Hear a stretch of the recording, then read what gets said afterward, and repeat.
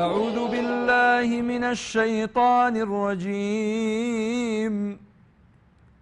بسم الله الرحمن الرحيم. الذين يذكرون الله قياما وقعودا وعلى جنوبهم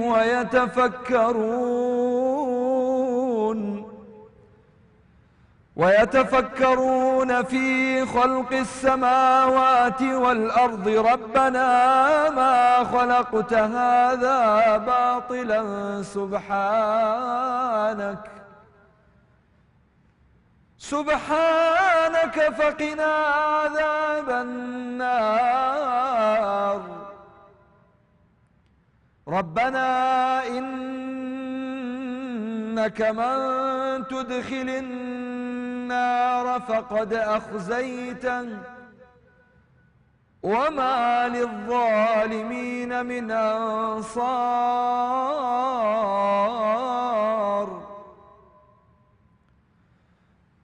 ربنا إننا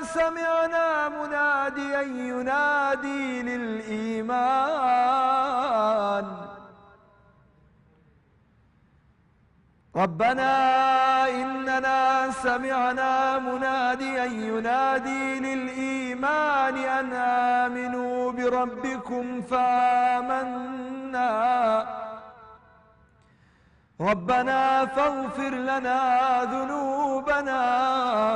وكفر عنا سيئاتنا وتوفنا مع الأبرار.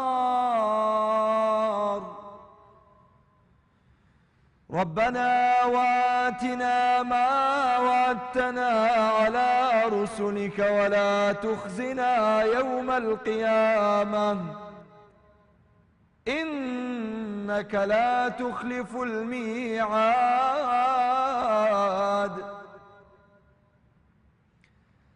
فاستجاب لهم ربهم أني لا أضيع عمل عامل منكم من ذكر أو أنثى بعضكم من بعض. فالذين هاجروا وأخرجوا من ديارهم وأوذوا في سبيلي وقاتلوا وقتلوا لأكفرن عنهم سيئاتهم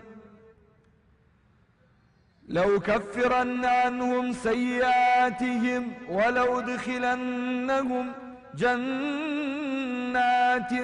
تجري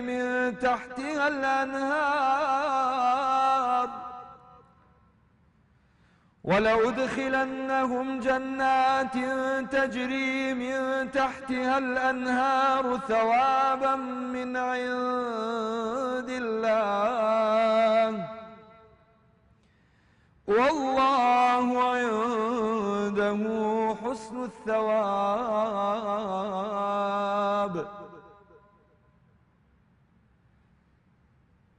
سلام و ڕەحمەتی خواتان لێبێ بینەرانی زۆر بەڕێز و خۆشەویستی کەناڵی ئاسمانی پەیام. زۆر خۆشحاڵین کە ئەم شەویش لە ئەڵقەیەکی نوێی بەرنامەی بەرزڕاگرتن و زیندووکردنەوەی شەوانی قەدر بە ئێوەی بەڕێز و خۆشەویست گەیشتینەوە. خۆشەویستان، دیارە ناونیشانی بەرنامەکەمان بە ناونیشانی بەرزڕاگرتن و زیندووکردنەوەی شەوانی قەدرە، بەڵام خۆی لە خۆیدا کۆمەڵێک تەوەرە و بابەتی جیاواز لەخۆ ئەگرێت کە باسکردنە لە تێکڕای ئەو ڕۆژانەی کە تێیدا بە ڕۆژوو بووین و باسکردنی ئەو بابەتانەیە کە پەیوەندیان بە ڕۆژوو بە عیبادەت بە شەونێژ بە هەموو ئەو عیبادەتانە هەیە کە ڕەبتێکی تەواویان پەیوەستن بە تەواوەتی بە ڕۆژووەوە. ئەمانەش خۆی لە هەموو شتێک ئەگرێتەوە، هەر لە نوێژەوە هەتاکو قورئان خوێندن، هەتا دوعاکردن، هەتا شەونێژکردن، هەتا زیندووکردنەوەی شەوانی قەدر دەشەوی کۆتایی مانگی ڕەمەزان، هەتا کاتی نوێژی بەیانی. ئەمانە خۆی لە خۆیدا چەند بابەتێکی جیاوازن. ئەم شەو بە ئیزنی خوای پەروەردگار ظاهرەن ئەوە دەرکەوتووە کە سبەینێ والله ئەعلەم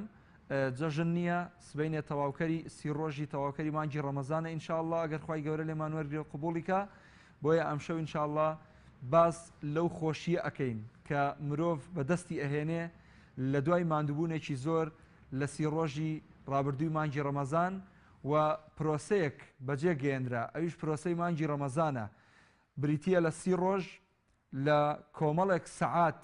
تینوبوون برسیبوون ماندووبوون شەکەت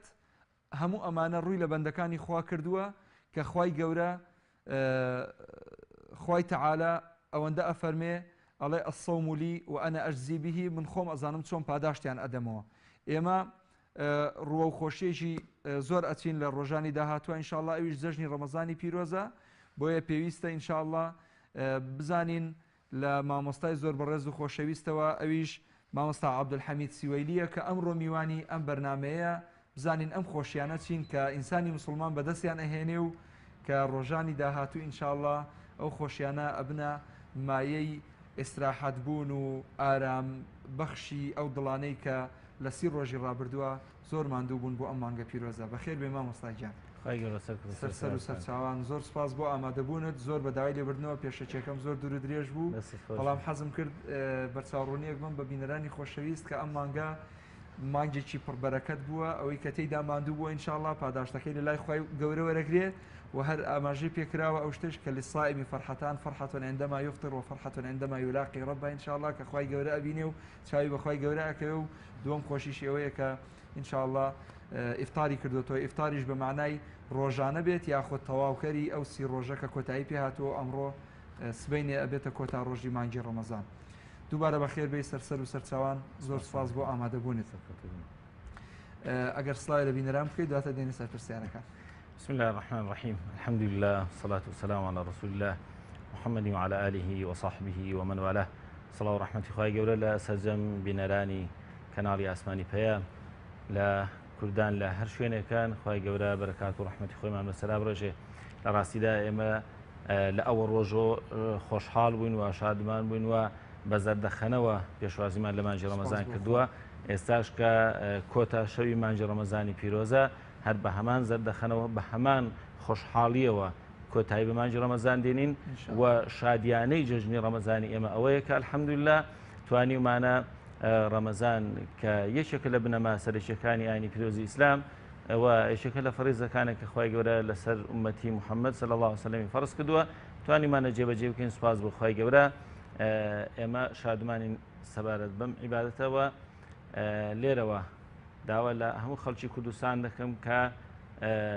هەمومان لەم ساتانەی کۆتاییشدا دەستە نوزابین خوای گەورە وەکو مانگی ڕەمەزانی بەخێر و بەرەکەت بەسەر کوردستانە سوڕاندەوە ڕۆژی جەژنیش بکاتە ڕۆژی شادیانەی خەڵکی کوردستان بە ئیزنی خوا یاخوا بەخێر بێی سوپاس بۆ تێبینی جوانەکانت سوپاس بۆ پێشکەشیە مامۆستا گیان بابەتی ئەمڕۆمان عنوانی بەرنامەکەمان بۆ ئەمڕۆ بەجێهێنانی فەرمانی خوای گەورەیە کە لە کۆتایی مانگی ڕەمەزانە ئێمە ئەم فەرمانەمان بەجێهێناوە ئینشاءالله ئەگەر وەریگرت بێت لێمان پێت وایە خوای گەورە لێی وەرگرتوین ئینشاءالله سبحان الله من پێم خۆش نییە ئەو ئەگەرە هەر بخێنە زیانی خۆمان بڵێن ئاماژەکان بڵێن سوپاس بۆ خوای گەورە ئەوە یەک مانگ بە ڕۆژوو بووین و ئەم فەرزیەمان جێبەجێ کرد ئیتر لێرەوە وەک چۆن بڵێ تەواوی ناخی خۆمان ئاوێشتاکەین بۆی کە ئەم عیبادەتە قبوڵە وەرگیراوە بەڵام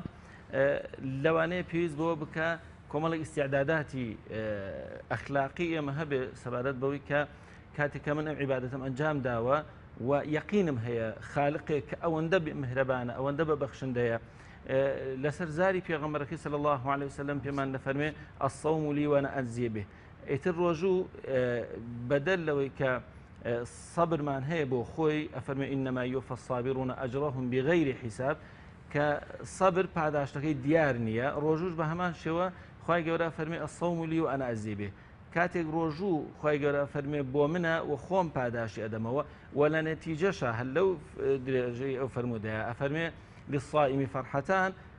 وەکو جەناب لە سەرەتا ئاماژە پێکرد لە ڕاستیدا فەرحەیەک ئەوەیە کە لە ئێوارانە زۆر سروشتیار کەسێک کە بانگە گوترێ و دەست بۆ دەن کە خورماکە بین زۆر خۆشحاڵین و شادومانین. شادومانی دوو هەم کە زۆر لەمە گەورەترە ئەو کاتێک ئەگەینەوە بەخوای خۆمان لەبەرەوە لەوێ کاتێک پاداشتی ڕۆژۆکەمان ئەبینین ئەوسا هەست پێکەن ئێمە چه عیبادەتێکی گەورەمان ئەنجام داوە تا خاوەنی ئەم پاداشتە گەورەین. لەبەرەوە دڵخۆشی گەیشتنمان بەخوای گەورە ئەسڵەن ئەتوانن بڵێن مەزەندە ناکرێت لەگەڵ ئەو شادیانەی کە ئێمە لە کۆتایی شکاندنی ڕۆژەکەمانە دەیبینین. بۆیە من دەڵێم پەروەردەگارێک ئەوەندە بەلوتف و میهرەبانە بەرامبەر بە بەندەکانی کە سەبارەت بە عیبادەتی ڕۆژوو پێمان دەفەرمێ بۆ منە بە خۆم پاداشتی ئەدەمەوە. ئیتر ئێمە یەقینمان هەیە ئەبینە خاوەنی ئەم پاداشتە گەورەی وەخوای گەورە ئەم پاداشتە ئەدا بە ئێمە. بەڵام لێرەدا قسەیەکی ترێ ئەویش ئەوەیە من کاتێکم عیبادەتەم ئەنجام داوە بۆ ئەوەی هەز بکەم ئەم عیبادەتە سلوکی منی گۆڕیوە بۆ نمونە هەز بۆ بکەم ئەم عیبادەتە سلوکی منی گۆڕیوە لەوەی کە جارێشتر لە جێبەجێکردنی فەرمانەکانی خوای گەورەدا ئازام یان با بڵین ڕاهاتوم لەگەڵیە. بۆ نمونە ڕۆژوو ڕەمەزان فێری کردم ئەگەر پەرداخی ئاو لەبەردەم مابێ لە زەمانێکی دیاریکراوە نابێ من دەستی بۆ بەرم یان با بڵین نابێ بیخۆمەوە بەڵام لە دوای ئەوە ئامادەم بیخۆمەوە تا لەگەڵ بانجی مەغریب من نەتوانم پەرداخاوەکە بخۆمەوە. عیبادەتێک ئەم سلوکەی فێر کردوم یعنی فێری کردوم ئەو شتانەش کە حەڵال بوون چەند ساتێک پێش بانجی بەیانی لەگەڵ بانجی بەیانی ئەمانم لێ قەدەغە کرا. ئەم عیبادەتە فێری ئەم سلوکەی کردم لە دوای ڕەمەزان هەستم کرد کە من لە بەرامبەر جێبەجێکردنی فەرمانەکانی خوای گەورەدا فێری ئەم سلوکە بووم واتە ئیتر ماندوو نابم. یعنی بۆ نمونە پێویستە ئێمە کاتێک کە تەراویحمان کردووە شەوانە ئامادە بووین 11 کات شەو نوێژ بکەین سبەینێ ئیتر لە شوێنێکی ترا ماندوو نابین لە نوێژ کاتێک جۆمان لە بانگە ماندوو نابین کاتێک باز لە ڕۆژوەکرێ بەلامانەوە غەریبنی ئەمە بۆ خۆی لە خۆیدا ئەگەر هاتو توانیمان ببین بە خاوەنی ئەم سلوکە لە ئیسیجابەی بەپەلەمان بۆ فەرمانەکانی خوای گەورە ئەمە دەتوانین بڵێن نیشانەی ئەوەیە کە بڵێ ئێمە توانی ومانە سوود لەو عیبادەتە وەربگرین و دەستکەوتی باشمان لەو عیبادەتە بە دروست ببێ. خاڵیشتر کە گرنگە ئەوەیە ئێمە چەندێ توانی بێتمان لەگەڵ ئەم عیبادەتە سلوکێکی فێر کردبین سلوکی جارێکتر غیرەت بوون بەرامبەر بەم دینە شیرینە کە بەڕاستی ئەو بەلای منەوە گرنگە. یعنی کاتێک ڕۆژبەوان لە ماوەی مانجێکە لە جێبەجێکردنی فەرمانەکانی خوای گەورە بەردەوامە و توانیوێتی ڕابێ لەسەر بەندایەتێکی سەرکەوتوو و هەز بکبەوەی کە مانجی ڕەمەزان کەسایەتی دامەزراندووە لە دوای ڕەمەزان غیرەتی بۆ ئەم دینە بۆ ئەم پەیامە شیرینە بۆ ئەم ئیسلامی کە فێری کۆمەڵێک ئەخلاقی جوانی کردووە ئەگەر لە ناخیە هەستی پێ کرد ئحساسی بەرامبەر بەم ئیسلامی کە فێری ئەم عیبادەتی کردو ئحساسێکی زیندووە و لە قۆناغی مردوێتی تێپەڕی واتە بۆ من لە مەجلیسێک دانیشێ پێشتر لەوانەیە لە مەجلیسێک دانیشت بێ چەندێک بێئەدەبی بەرامبەر بەخوا کرابێ بەرامبەر بە دین کرابێ بەرامبەر بە ئەخلاقی ئیسلامی کرابێ بەرامبەر بە عیبادەت کرابێ ئەم کەسە بەلاوی ئاسایی بوو بێ بەڵام لە دواوەی کە مانجێک لەناو عیبادەتی ڕەمەزاندا بۆ دوای ئەم ڕەمەزانە هەست پێ بکە کە من ئیحساسێکم بۆ دروست بووە بەڕاستی بێ ئەمەکدار بم بەرامبەر بە دینێک کە فێری کۆمەڵێک سلوکی جوانی کردوم ئەمە بۆ خۆی قسەیەکە خاڵی کۆتایی لە خزمەتە ئەوەیە لە ڕاستیدا جارێکی تر نەگەڕانەوە بۆ سەر سلوکە خراپەکان کە من ڕەمەزان توانی بێتی فێری ئەو سلوکەم بکە ئیتر خراپەکان بگۆڕم بە چاکە سەیئات بگۆڕم بە حەسەنات ئەوە معنای توانیومە چێژ لەم عیبادەتە بکەم و هیوا و ئاواتم لە قبولبوون زیاترە. واتەوەی کە جەنابەت فەرموود لەوانەیە زۆر تەبع ئێستا لای خەڵقانی عامی خۆمان کاتێک کە باسی ئەم عیبادەتە ڕۆژوو یان نوێژەکرێ ئەو قسەی جەنابەت کە فەرموود بەڵێ ئەوە قسەیکی زۆر میلیە خەڵک دەڵێ ئەگەر خوا لێم قبولکە بۆ ئەوەی هەز بکە کە بەڵێ نزیکەرەوەی خوای گەورە لێ قبول کردووە لە سلوکە خراپەکان وازی هێنابێ بۆ سلوکە باشەکان. یعنی لە تەفسیری و ئاەتی کە خوای گەورە فەرمێ بەرامبەر بەوانەی کە تەوبە دەکا فەرمێ یوبەدیل الله سەیئاتیهم حەسەنات ئەم تەبدیلی سەیئات بە حەسەنات لە ڕاستیدا ڕەئی ڕاجح ئەوەیە کە ئەم ئینسانە لە دوای تەوبەکردنی ئیتر جارێکتر ناگەڕێتەوە سەر ئەخلاقە ناشرینەکان کاتێک کە ئەم پێشتر حاشا لە ڕووی بەڕست و بینەرانی خۆشەویست کاتێک کە پێشتر درۆی کردووە ئێستا ڕاز دەڵێ کاتێک کە پێشتر خیانەتی کردووە ئێستا ئەمانەت پارێزە کاتێک کە پێشتر ئەگەر دەستی بۆ هەر تاوانێک بردەبێ ئێستا بەدیلی ئەو تاوانە چاکەیە گەنجامەدا. علەما فەرمون ئەمەیە یوبەدیل الله سەیئاتیهم حەسەنات یعنی کاتێک کە سلوکی ئەمیسانە بە تەواوی گۆڕان لە سلوکە خراپەکانەوە بەرەو سلوکە باشەکان ئەوە نیشانەی ئەوەیە کە ئەم تەوبەی ئەم کەسە کردوێتی تەوبەیەکی وەک بڵێ نەسوحە تەوبەیەکی سەرکەوتوو جێگیرە ئەو کاتە دڵخۆشیش بەوەی کە بڵێ عیبادەتەکەم قبول بووە. لەبەرەوە ئەگەر نەبێتە نوکتە ئامێز کەسێک کە لە پێش ڕەمەزانە تەواوی چۆن بڵێ پابند بۆ بە عیبادەت بەڵام لەگەڵ یەکەم ڕۆژی جەژن ئیتر بە تەواوی وازی لە جەماعەت هێنا وازی لە چاوپارێزی هێنا وازی لە زمان پارێزی هێنا وازی لە سلوکە جوانەکان هێنا و کەوتەوە سەر تایمی پێشوو ئیتر ینی هەست ئەکا کە هیچی نەکردووە رب صائم ليس له بەڵێ تەنها توێنێتی برسیتی بمێنێت مع الأسف إن شاء الله واج نابێ بە ئیزنی خوا ئینسانەکان بە خۆیان داچنەوە بەتاکید إن شاء الله مامۆستا گیان هەندێک کەس هەیە تەوبە ئەکا باسی تەوبەت کرد بۆ یامێ درێژەی پێ بم هەندێک کەس هەیە تەوبە ئەکا بەڵام لە تەوبەکەیە ینی تەوبەکەی بڕناکە ناڕوە درێژە ناکێشێ ئەمە هۆکارەکەی چییە؟ ئەمە شەیتان تەمان ئەوە جگەلەوەی کە لە مانگی ڕەمەزانە بەستراوەتەوە و ئینسانەکان کەمتر تاوان و گوناهاکەن پەیوەندی بۆ هەیە کە دوایی ڕەمەزان شەیتان بەڕەڵا ئەکرێ بۆ معنایە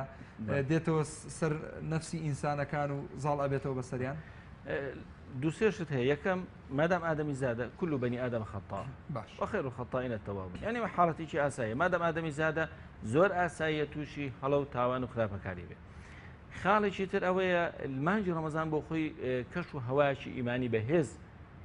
بۆ تاکەکان دروست دەکات بۆ کۆمەلگاش کاتێک دەبینی زۆرینەی پابندە بەم عیبادەتەوە ئەو کەش و هەوا ژوا دەکات کە ئینسان زیاتر دوور بکەوێتەوە لە هەڵە و لە خراپەکاری و لە تاوانەکان وە زیاتر دڵی بەتەوە بەخۆش بێ کاتێک کاچێتە جێی مزگەوتێکۆ سێرەکە برایەک مامۆسایەک داعیەک باسی تەوبەی بۆکە باسی بەهشتی بۆکە باسی کۆمەڵێک غیبیاتی بۆکە ئەم کەسە لە ڕووی ئیمانیەوە هەست بە بەهێزیەکەوە هەست بە ئاسوودەی ڕۆحەکە لەبەرە تۆبەیکی جدی ئەکە بەڵام لە دوای ڕەمەزان زۆر ئاساییە لەبەر ئەوکەوتو دۆخە ئاساییەکی کە پێشتر لەسەری بووە وەکو چۆن لە فەرموودەکەی ئەو سەحابە کاتێکە وتی کاتێ من ئەگەمە پێغەمبەری خوا صلی الله علیه وسلم هەست پێکەم ئیمانم زیادەکە ئەبوو بەکر ڕەحمەتی خوای لێبێ ئەم حکایەتی بۆ پێغەمبەری خوا باس کرد صلی الله علیه وسلم پێغەمبەری خوا فەرمووی بەڵێ ئەگەر هەموو کاتێک ئەو ساتە بن کە لە لای منن ئیتر بە ئاشکرا ئەبینن کە فریشتەکان تەوقەتان لەگەڵاکەن لەبەرەوە بەڵێ ڕەمەزان بۆ خۆی ئەو کەش و هەوایە کە تۆ دوور ئەخاتۆ لە هەموو هەڵەیەک دوای ڕەمەزان لەوانەیە جەو و کەشێک دروست بێت کە تۆ جارێکی بکەوێ ناو غەڵەت بەشێک تریشی پەیوەندی بەوە هەیە کە ئیرادەی شەخسەکە خۆی لەبیرمان نەچێ ئەم ئینسانە بۆچی لە هەموو شتێکتر خاوەن ئیرادێ بەس لە منە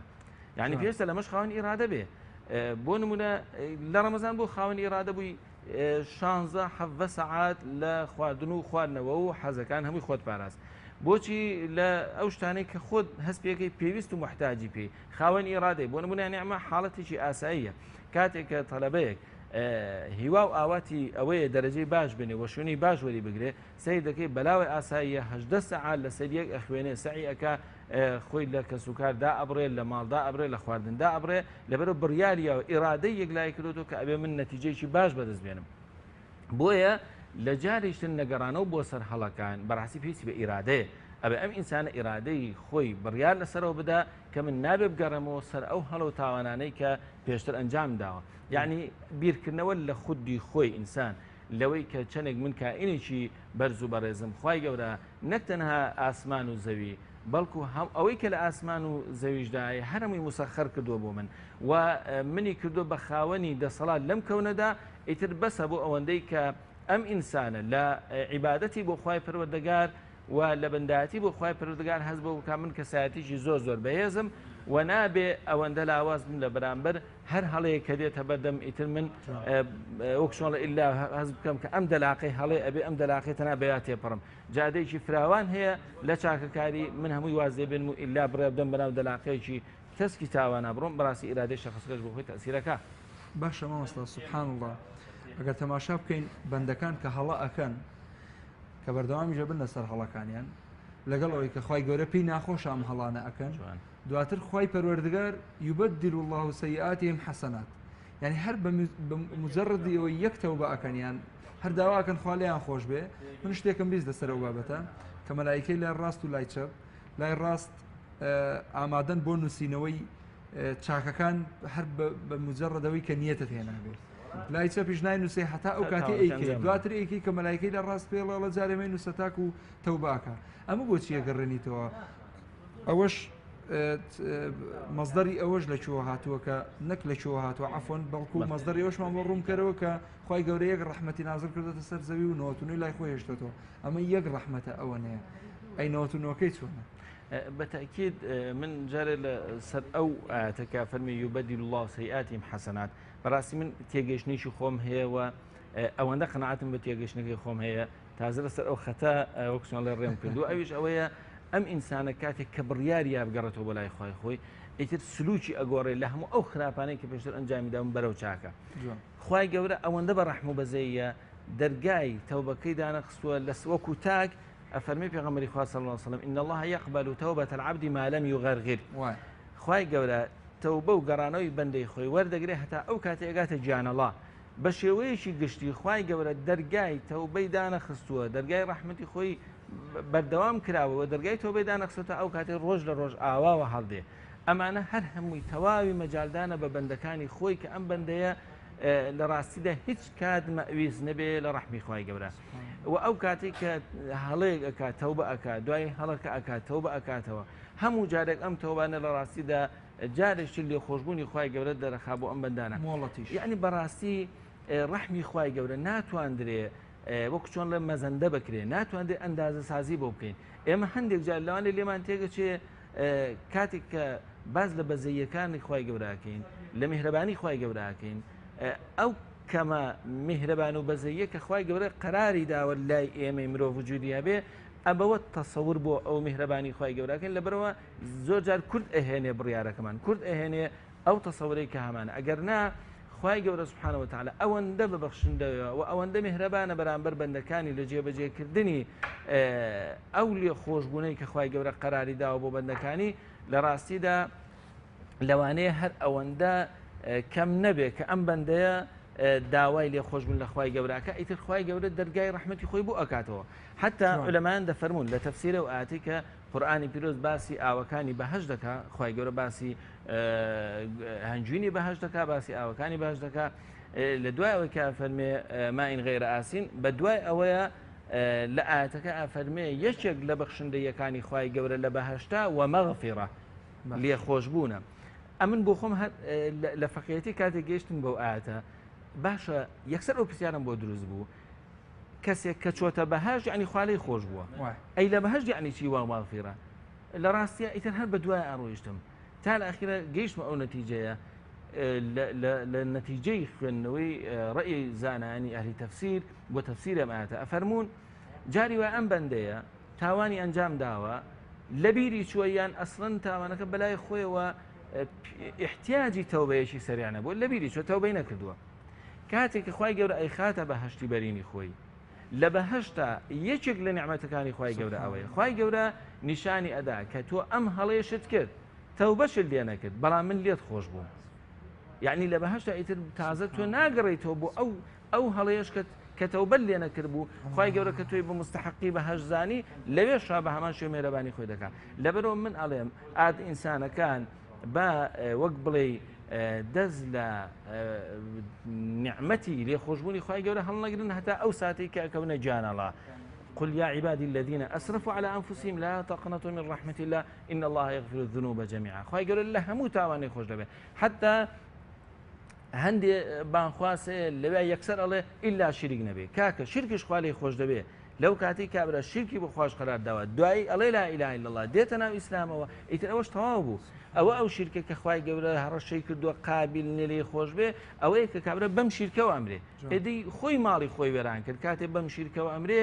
ئیتر لە قیامەتە وەک بڵێ شتێکی تر هەستاوە تۆ لەگەڵ یا شایەتی لەسەر ئەدا لەگەڵ پەرستنی خوای گەورە منیشی پەرستووە خوای گەورە لە قیامەت بە عیسا پێغەمبەر فەرمێ عەلەیهی سەلام ئەفەرمێ تۆ بە ئەمانە گوتووە تۆیش بپەرستن بەدەر لە خوای پەروەردگار و شەریک بۆ خوا قەراردەن دیارە ئەویش وەڵامی ئەوەی کە نەخێرەمەکاری ئەو نەبووە باسەکە لەوەیە حتا کەسێک کە شیرکیش بۆ خوا قەرار بدا بەمەرجێک بەر لە مردنی تەوبە بکە بگەڕێتەوە بۆ لای خوای پەروەردگار ئیتر ئەویش نەجاتی بوو بەس ئەو کەسێک کە بە شیرکەوە دەمرێ و ئیتر لە قیامەتە خۆی گیرۆدەی ئەو بڕیارانەیە کە خۆی داوێتی لە ژیانی خۆی ئەی بوو هەندێک کەس ئەڵێن کە ڕەمەزان تەوا بێمە دڵمان پڕە بێ و بێتاقەتە بین و حەزمان لێ نیە تەواو بێ ئەوە دەکرێت کەسانێکی عارف کە ئەوەندە لەگەڵ معنای ئەسەوم لی و ئەنە ئەزی بێ لەگەڵ ئەوەیە ئەژین و ئەوەندە ئاوێتە بوون بە شەو نوێژەکانیان یعنی لە ڕاستیە مامۆستایەک جارێک فەرمووی لەگەڵ وەختوخی لە سلێمانی عادە دوا بوو کە جەنازە ئەبرا بۆ سەرخەبرا خەڵک بە لا ئیلاهە ئیلا الله ئەبرا بۆ سەرخەبرا یعنی خەڵک دوایەکەوە لا ئیلاهە ئیلا الله ئەوە لە پەنجاکان و بەرەو خوار ئەوە نیسبەتێ لەو قەرارە هەبووە یعنی بڵێن لەو ئەخلاق و سلوکیاتە هەبوو وتی جەنازەیەکمان ئەبر بۆ سەر قەبران خەڵقەکە بە تەپڵ و دەفەوە هاوارە نەکرد لا ئیلاهە ئیلا الله تی مامۆستایەکمان لەگەڵاو هەر سەری ڕاوەشان وتی منیش لە پەنایم تو مامۆستا بۆ سەر ڕاوەشێنی وتی ئەمە کەی لا ئیلاهە ئیلا الله ئەوانە ئێڵێن وتی لە جێی خۆی ڕاوەستا فەرمی لا ئیلاهە ئیلا الله ئەو خەڵکە هەموو ڕاوەستا لە جێ خۆی بەڵێ ئینجا هەسما بێت یەکسەر ئەوەی تر سکوتیان کرد وردەوە خەڵک لەبەر خۆی لا ئیلاهە ئیلا الله یعنی باسەکە لەوەی کاتی ئەم عارفە بە تەواوی معنا ئاوێتە ئەبێ بە لا ئیلاهە ئیلا الله ئاوێتە ئەبێ بە شەو نوێژەکانی خۆی ئاوێتە ئەبێ بە ئاەتەکان کە ئەی خوێنێ ئەمە لە ڕاستیە ئیتر ئەکرێ ئەم کەسە وەکو بڵێ حەز بکە کاتێ مانجی ڕەمەزان تەواو ئەبێ فەرسەتێک و دەرفەتێکی باشی لە دەستدەچێت ئێمە ئەکرێ حەزین بین بەو معنایی کە هەست پێ بکەین زۆر شتی باش هەبوو دەرفەتی باشمان بۆ ڕەخسا لە شەو نوێژ و لە عیبادەت و لە ئەذکار و لە خوێندنی قورئان و ژیان لەگەڵ قورئانە کاتێک کە وەک پێویست هەز ئەەکەین جێبەجێمان نەکردووە ئەکرێت جۆرێک لە حزنمان بۆ دروست ببێ بۆ ئێمە نەمانتوانی ئەو هەدەفە بپێشین ئەگەر نا وەکو ئەوەی زەمنێک مانجێکە شەهر ڕەمەضان الذي أنزل فيه القرآن مانجێکە و ئەم مانگە قورئانی پیرۆز لە پاشدا لە فەرمووی ئەیامە معدودات چەند ڕۆژێکی دیاری کراوە کۆتایی پێهاتووە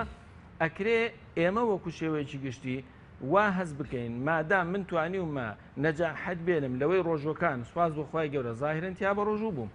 لەوەی خۆم پارێزگاریم کردو لە کۆمەڵە سلوکی ناشرین لەوەی کە قورئانی پیرۆزیشم بەشی خۆم خوێندووە لەوەی لە تەراویحەکانیش بەشدار بووم کە هەز پێ یەکەم لەگەڵ ئەم مانگەدا من زۆر ئاوێتە بووم ئەو کاتە ئەکرێت زۆر شادومان بم لەوەی کە ئەلحەمدوللیلا ئەم مانگەم بە سەرکەوتووی ئەنجامدا و هیچ نەک حەزین نابم بەڵکو خۆش وەکبڵ دڵشادی ژەبم ئەمە یەکە جاری وایە ئەکەوێتە وەک چۆن بڵێ ئەکەوێت ئەبێتە خاڵێک لە بینی دوو جۆر کەسە کەسێک کە عاریفە کاتێک کە حوزنی هەیە لەبەری تێئەگات چی لە دەزەدا کەسێکی وەکو منیش کە عامی خەڵقە لە ڕاستیدا خۆ مافی خۆشمە کاتێک سی ڕۆژ بە ڕۆژوو بووم وەڵا دڵم خۆشە بەوەی کە لەو کاتەی ئەوە ئێستا دەزانم پشت بەخوای گەورە سبەینێ ئێوارە کات کۆتا ئێوارەی مانجی ڕەمەزانی پیرۆزە بەڵام پشت بەخوای گەورە لە بیرشم ناچێ کە سبەین ئێوارە هەوڵ بدەین هەرچی نزا و پاڕاونەوەکە بیکەین لەبەرەوە وا هەزەکەین کە ئیتر میوانەکەمان بەرەو خواحافیزی ئەڕوا چۆن بە شادومانی پێشوازیمان لێ کرد و ڕێزمان لێگرت بە شادومانی دڵخۆشیشەوە پشت بەخوای گەورە بەڕێ دەکەین ئینشاءالله دەستەکانت خۆش مامۆستا حەزم لێ هەندێک ئاەتی تر بخوێنم ئینشاءالله فەرموو ئەگەر ئیزن بدەیت فەرموو بینەرانی بەڕێز ئاشناکەین فەرموو أعوذ بالله من الشيطان الرجيم بسم الله الرحمن الرحيم وعباد الرحمن الذين يمشون على الأرض هونا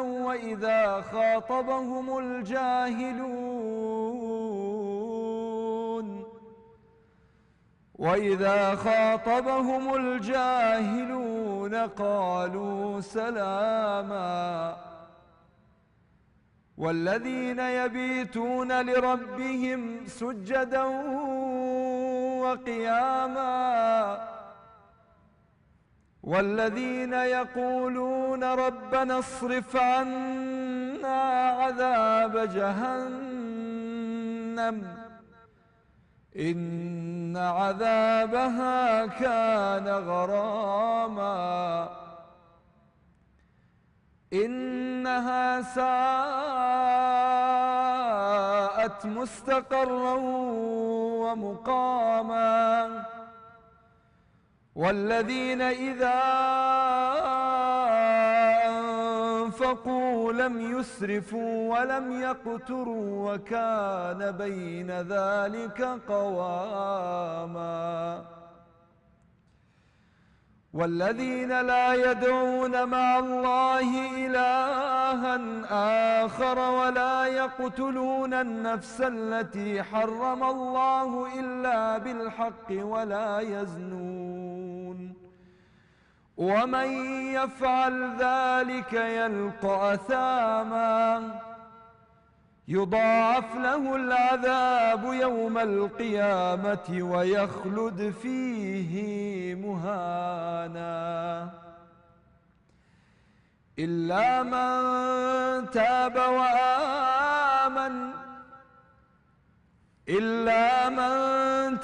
وآمن وعمل عملا صالحا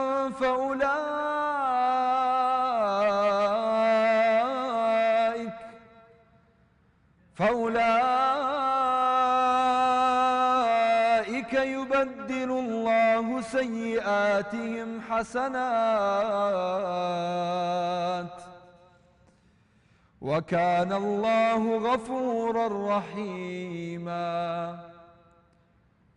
ومن تاب وعمل صالحا فإنه يتوب إلى الله متابا والذين لا يشهدون الزور وإذا مروا باللغو مروا كراما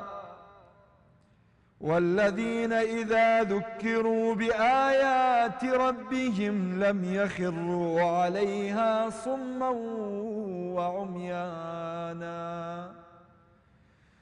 والذين يقولون ربنا هب لنا من أزواجنا وذرياتنا قرة أعين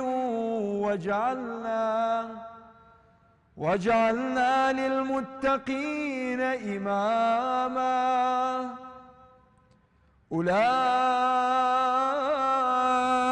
يجزون الغرفة بما صبروا ويلقون فيها تحية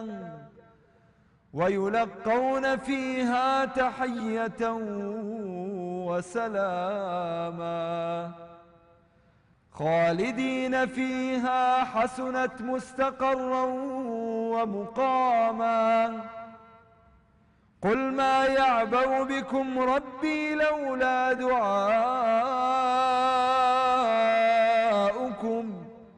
فقد كذبتم فسوف يكون لزاما. مامۆستا گیان دەمت خۆش بێ سەلامەتت زۆر سپاس. ئەم ئاەتانەی کە من خوێنمەوە کۆمەڵێک موژدەی تایە و کۆمەڵێک تەوبیخ و عقوبە و تەحذیریشی تایە. با بگەڕێنەوە بۆ سەرەتاکەی. لە سەرەتاوە خۆی پەروەردگار باسی ئەو بەندانە ئەکا کە لەسەر ئەرزدا ڕێ ئەەکەن و کاتێک کە جاهیلەکان و نەزانەکان گفتوگویەکیان لەگەڵ دەکەن پێیان دەڵێن سەلاماواتە ئاشتی. ئەمە فعلەن هەڵسوکەوتی تاچی مسلمانە کەوای لێ ئەکا پێی بڵێ خوا لێت خۆش بێ بۆ نمونە ئەوە من ئاشتی بەرامبەر بە تۆ دەرئەبڕم شتێک لەو بابەتە پێت وایە ئەمە هەڵوێستی مسلمان ئەبێ بەرامبەر ئەم خەڵکە بەو شێوەیە بێ بە کورتی حەزم لێ ئاەت بەسەریان ناتێپەڕین چونکە ئاەتی زۆر گرنگی تایە. ئەوەندەی بتوانم لە خزمەتە لە یەکەم ئاەتەوە لە ڕاستیە بە ئاشکرا سلوکی ئیماندار ئەم سلوکەیە. ئیماندار قرارە ئێمە باسمان با لە ئومەتی پێغەمبەر صلی الله علیه وسلم ئەگەر سەیری ئەخلاقی پێغەمبەری خوا بکەین صلی الله علیه وسلم گەورەی ئەم پێغەمبەرە زۆر لەوە گەورەترە کە ئەو هەموو ئەخلاق نەفامیەتی کە قوڕەیش بەرامبەری کردی لە مقابلە پێغەمبەری خوا صلی الله علیه وسلم بە دڵی ئەوان بکات. دڵی ئەوان چی پێ خۆش بوو؟ دڵی ئەوان پێی خۆش بوو کەعبە ئاژاوەی تیابێ هەتا ئەوە وجودیان نەبێ.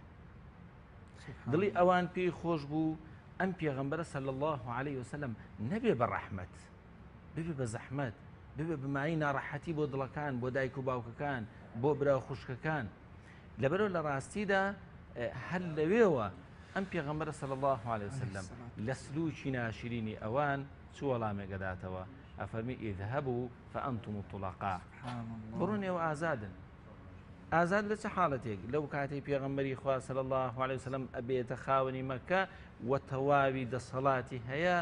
ئیتر لە شەهامەتی ئەم پێغەمبەرە ناوەشێتەوە بێوردەکاری لەگەڵ ئەم ئەخلاقە ناپەسندانەی ئەوان بکە کە چیان بەرامبەری کردووە. فەرمونون ئەوە ئەم ڕۆژە کە ئێمە خاوەنی بوونین و من پێغەمبەری خوا مەبەستم لە پێغەمبەرە صلی الله عليه وسلم زمان حاڵی ئەو فەرموو ئەوە دەرگا کراوەتەوە ئادەی ئێوە چیتان پێ و ئەتانەوێت چ مەیانێک ساز بکەن. مەیانی ئەم پێغەمبەرە مەیانی ڕەحمەتیەتە. کاتێک کە ئێمە ئومەتی ئەم پێغەمبەرین صلی الله عليه وسلم ئەگەر خەڵکی تر لێمان زویر نەبێ دەمانەوە و پێویستە پێیان بڵین ئێمە زۆر دنیابینتر و زۆر ڕوونتر سلوشی مرۆڤ دەخوێنینەوە کە ئەبێ ئەم مرۆڤانە چۆن بن بۆ ئەوی خزمەت بە ژیان بکەن، بۆ ئەوی خزمەت بەبوونی خۆیان بکەن. ئێمە بەر لە هەر شتێک حەز ئەەکەین هەموو خەڵکێکی تر بێتە ناوە ئیسلامەوە. حەز ئەەکەین ئەوانیش ئاشنا ببن بە ڕێبازی خوای، حەز ئەەکەین ئەوانیش ئاشنا بن بەو ئازادەی کە ئێمە تیاین. ئەخر ئێمە بڕیارمانداوە ئەو نێوچەوانەمان ئەوەندە بەرزە بۆ غێری خوا حەز ناکەین نەوی بکەین. حەز ئەەکەین خەڵکیش ئاوا بێ لەگەڵمان بێ. بەڵام کاتێک کە خەڵقێک ئاوا نایەتە پێش ئیتر ئێمە بە ئاشکرا بە ئەخلاق و سلوکی خۆمان ئەبێ پێیان بڵێن ئێمە تێگەیشتنمان بۆ ژیان لەوە گەورەترە کە تۆ ئەتهەوێ ژیانێک کە خوای گەورە پێداوین وە سازان دوێتی بۆ مرۆڤایەتی تو ئەوەندە بە ئاسانی بیشێوێنی. ئەگەر ناخۆ وەک لە تعریفەیەشی تر ئەوترێ بیناکردن زۆر زەحمەتە، بەرام ڕووخاندن زۆر ئاسانە. بینایەک چەندین قات بێ لەوانەیە زەمنێکی باشی بێ عەقڵێکی زۆری بێت تا دروست ئەکرێ، بەڵام عەقڵێکی زۆر لاوازی ئەوێ کە بهێنێ تەقینەوەیکی لە بنامکەوە بیهێنێتە خوارەوە. بۆیە قورآنی پیرۆزکە فەرمێ ئەوانە وئیذا خاطبهم الجاهلون قالوا سلاما. کاتێک کە ئەوان بێ ئاگان لە ژیان، بێ ئاگان لە خۆشیەکان، بێ ئاگان لە کەرامەتی مرۆڤ لە پێچەوانە بەڕاستی ئینسانی ئیماندار ئەم ڕێبازە ئاشتی خوازەی خۆی هەڵدەبژێرێ کە ئەوە ناچینە ناو قۆناغیشتر کە قۆناغی ڕوبەڕووبوونەوەیە. قۆناغی ڕوبەڕووبوونەوە ئەوەش ئاکاری خۆی هەیە وە سلوکی پێغەمبەری خوا صلی الله علیه و سلم لەوێشا دەرکەوت کە ئەو سلوکەی ئەو جێبەجێی کرد هەر لە بەدرەوە لە یەکەم چەخماخەوە ئەوەندە گەورە بوو کە ئەبێ هەتا ڕۆژی قیامەت هەموو ئەوانەی خۆیان بەخاون پرۆژە ئەزانن لە بەردەم سلوکی پێغەمبەری خوادا صلی الله علیه و سلم ئیز بکەن و ڕابوەست. سبحان الله. کەواتە لە ئاەتێکە لە ئاەتەکانی سوورەتی قەدر کاتێکە خوای گەورە ئەفەرمێ لەیلة القەدری خەیر من ئەلف شهر والذین یبیتون لربهم سجدا وقیاما. ئەمە ڕۆژێکە لە ڕۆژەکانی مانگی ڕەمەزان، ئەویش بابەتێکە لە بابەتی تەسەڕوفاتی مسلمانان لە ڕەمەزان و غەیری ڕەمەزان. بابەتەکە ئەمجا لەسەر ئینسانەکان بۆ بابەتی عیبادەت ئەگوازمەوە. ئەم عیبادەتە کە لە شەوەیە والذین یبیتون لربهم واتە ئەو کەسانەی کە بەردەوام لە تاعەت و عیبادەت و سوجدە و قیامدان. ئەمیشم هەر بە کورتی بۆ شیکەرەوە ڕەبتی بینی ئەم دوو ئاەتە. بەڵێ لە ڕاستیە من وا ئەبینم عیبادەت لەوانەیە بەشێکی بریتی بێت لەو سلوکی جموجوڵی کە ئێمە ئەنجامی ئەدەین واتە لە دابەستنەوە هەتاوەکو ڕکوع و سوجودێکە ئەیبین ئەمە هەموو کەسێک پێ ئەوێرێ، هەموو کەسێک ئەنجامی ئەدا و ئەتوانێت ئەنجامی بدا. ئەمە ئازادیەکە خوای گەورە داتی بە مرۆڤەکان لەم عیبادەتەیە کە نوێژە لە دابەستن هەتاوەکو سەلامدانەوە تەواوی ئازادی بە تۆ داوە هەموو ئەندامەکانی جەستەی ئینسان ئەجوڵێەوە لە حرەکەتە. بەڵام بەشێکی تر بریتە لەوەی چێژگرتن لەم عیبادەتە هەر لە خوێندنی سوورەتی فاتیحاوە کە ئینسانی ئیماندار هەست پێ دەکا لەگەڵ خوای خۆی ئەدوێ و ئیتر مەقامی ئەم دوانی ئەم ئینسانە لەگەڵ خوای گەورەیە ئەیباتە دەرەوەی بۆ بە عالەمێکی تر کە عالەمی بیرکردنەوە لە غەیب هەتاوەکو سەجدەبردنێک کە هەست پێەکە لەم سەجدەبردنەدا نزیکترین کاتە لە خوای خۆیەوە. پێغەمبەری خوا صلی الله عليه وسلم دەفەرمێ نزیکترین کاتی بەندە لە خوای خۆیەوە ئەو کاتێک کە لە سەجدەدایە. ئەم هەستە لە ڕاستی لای کەسانێکی عارف دەتوانێت چێژی باشی لێ بینێ و ئەوەیە واکە کە ئەگەڕێنەوە بۆ خزمەت پێغەمبەر صلی الله عليه وسلم. یەکێ لە هاوڵانە ئەفەرمێ چوون بۆ مزگەوت پێغەمبەری خوا صلی الله عليه وسلم هات و نوێژی دابەست منیش لەگەڵیا دام بەست. سوورەتی فاتیحا خوێن دەستی کرد بە خوێنی بەقەرە 100 ئاەتی خوێن بە تەسەوری خۆم گوتم سەدەکەی تەواو کرد ئەچێتە ڕوکوع نەخێر نەچوو. سەدی دووهەمی خوێن گوتم تەواو ئەکا سوورەتی بەقەڕی تەواو کرد گوتم تەواوی کات دەچێتە ڕوکوع چووە ئالی عیمرانی تەواو کرد ئەفەرمێ کاتێ سەلامماندا بیلال هات بۆ بانگی بەیانی واتە دوور کە نوێژی پێغەمبەر صلی الله عليه وسلم لە زەمنێکی باشی ئەو شەوەی خواردووە کە هەمومان نەزانێت گەر کەسێک سوورەتی بەقەرە و ئالی عیمران لێگر کە ئاتا بخوێنێ زەمنێکی باشی ئەوێ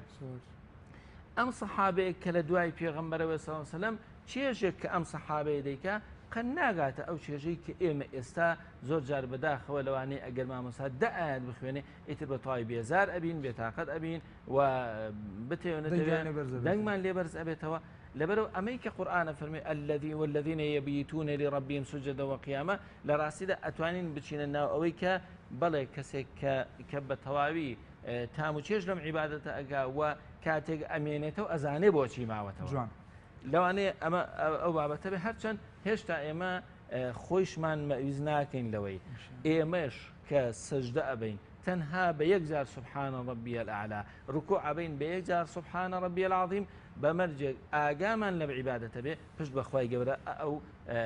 بەخش و خەڵاتە خوایە ئێمەش ئەگرێت أولئك يجزون الغرفة بما صبروا ويلقون فيها تحية وسلاما بالتأكيد حتى من فيما أو شمولي إمر رجواناني جكالة درجة الريان بمشتواني خواي قبل شمولي هم عندك شيء لراسية عبادة بخوي بيسي بصبر هي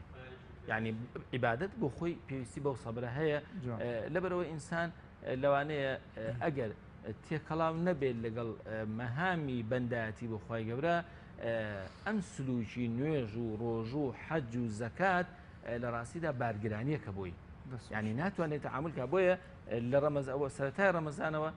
خەڵقان دوو جۆ تعریفان بۆ ڕەمەزانەیە خەڵقێک تعریفی بۆ ڕەمەزان یەکسەر ئەوەیە لە سەرەتای ڕەمەزانەوە وا هەست پێکات دێتە بەرچاوی وێنای ئەو کە بریتە لە ڕۆژێک ماندوێتی برسێتی بێزاربوون وەک چۆن بڵێ ئیتر هەر لە یەکەم ڕۆژەوە بیر لەوە کاتەوە سی ڕەمەزان بێت ئەمە تعریفی خەڵکێکە بۆ ڕەمەزان ئەو کەسێکە نەیتوانێت چێژ لەو سەبرە بکە کە قەرارە لە عیبادەتی هابێ کەسێکتر کە ئینشاءڵڵا ئێمە و بینەرانی بەڕێز هەمومان ئەو کەسین ئەوەیە کە تعریفەی بۆ ڕەمەزان ئەوەیە وێزگەیە کە بۆ بە خۆداچوونەوە و بۆ گەشەکردنی لایانی ئیمانی و ڕۆحیم کاوە بە زۆر پێ ئاساییە سی ڕۆژ ڕەمەزانی گرتووە و کۆتاییشی هاتوو بەسەر بەرزیش لێ دەرچوو ئینشاءڵڵا دوعایەکەی لە شەوانی قەدر ئێمە شەوانە ئەم دەشەوە دووبارەمان کردوێتەوە کە ئەوەیە کە لە فەرمودەکەی پێغەمبەر صلی الله علیه و سلم هاتووە ئەمە بە بیری بینەرانی خۆشەویستی بێنمەوە بۆ خۆشمان سوودمەند بین بە سێزار خوێندنەوەی ئەو دوعایە ئینشاءڵڵا فەرمو اللهم تقبل صيامنا وقيامنا وركوعنا وسجودنا يا الله اللهم إنك عفو كريم تحب العفو فاعف عنا اللهم إنك عفو كريم تحب العفو فاعف عنا اللهم إنك عفو كريم تحب العفو فاعف عنا يا الله يا أرحم الراحمين آمين إن شاء الله خوالي من قبلك ما مستجاب إن شاء الله خوي گەورە جەنابەت ساغ و سەلامەت کە ماندوومان کردی ئەم شەو ئێمە کۆتا بڕگەی بەرنامەکەمان عادەتەن بە چەند دوعایەک ئەبێ کە میوانەکەمان هەندێک بێ دوعامان بۆ بکە لە کۆتایی بەرنامەکە پێمان خۆشە ئەو 4-5 دقەیە کەماوە چەند دوعایەک بکە هێروەک ئاماژەت پێکرد کە سبەینێ ئەبێ کۆمەڵێک دوعا بکەین ئەلەو کۆمەڵە دوعایە هەندێکمان بۆ گوڵبژێرکە و ئەم شەو بۆ بینەران و ئێمەشی بڵێرەوە. بسم الله الرحمن الرحيم الحمد لله رب العالمين والصلاة والسلام على سيدنا محمد وعلى آله وصحبه أجمعين ربنا آتنا في الدنيا حسنة وفي الآخرة حسنة وقنا عذاب النار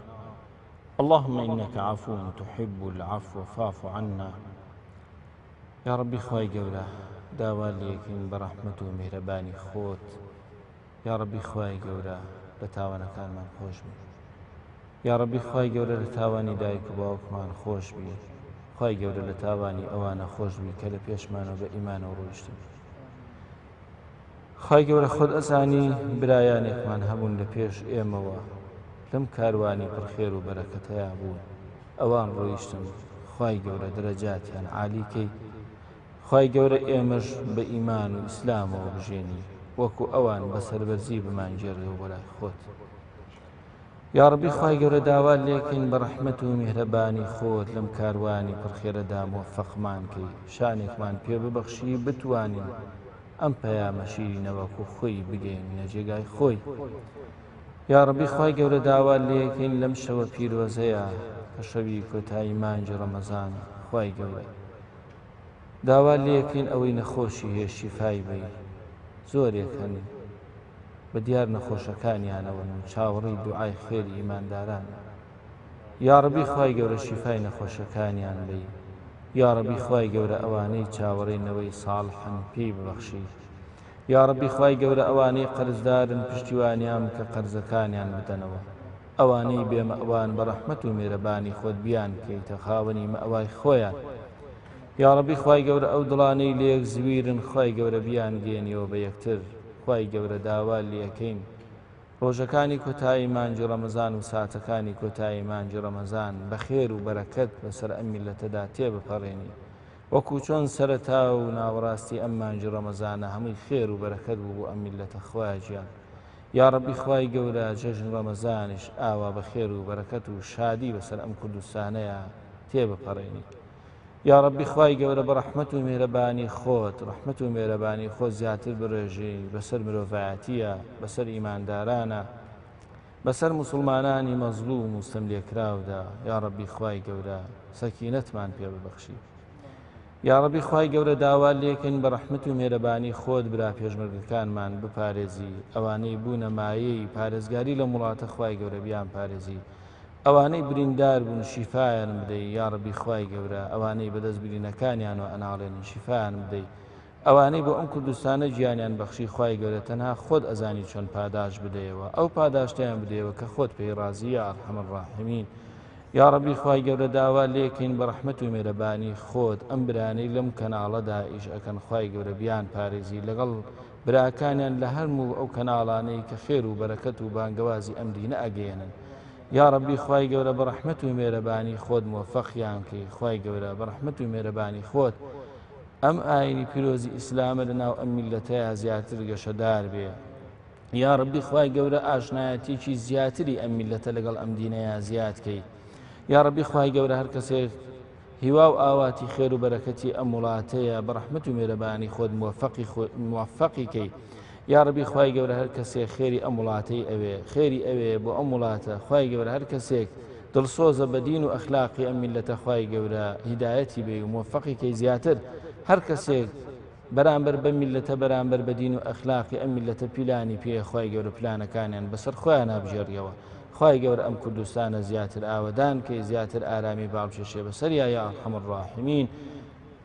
ربنا آتنا في الدنيا حسنة وفي الآخرة حسنة وقنا عذاب النار وصلى الله وسلم على محمد وعلى آله وصحبه أجمعين وآخر دعوانا أن الحمد لله رب العالمين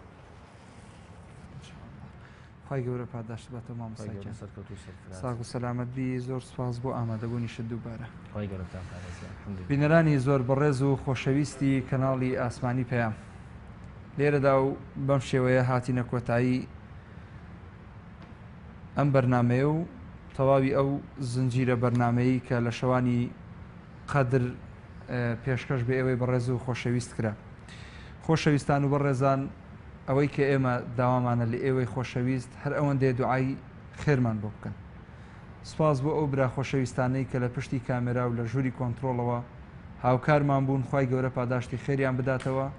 داواکارین لە خۆی پەروەردگار لە ئێمە و لە ئێوە خۆش بێ خی گەورە بمانگەێنێتەوە بۆ مانگی ڕەمەزانی داهاتوو ئینشاءالله بە خێر و بە ئیمان و سەلامەت خی گەورە ڕحم بە هەموو لایەک بکە زۆر سپاس دووبارە کاتێکی خۆشتان بۆ ئەخوازم بەخوای گەورەتان ئەسپێرم وەسەلام عەلەیکم وەڕەحمەتوڵڵاهی وبەڕەکاتوه